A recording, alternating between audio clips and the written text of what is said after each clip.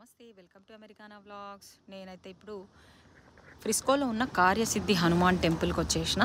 ఈరోజు శనివారం పొద్దున morning 31 degrees Celsius weather. So ఇక్కడ ఆవరణలో ఉన్న పళ్ళ చెట్లు మీకు చూపిస్తున్నాను నేను.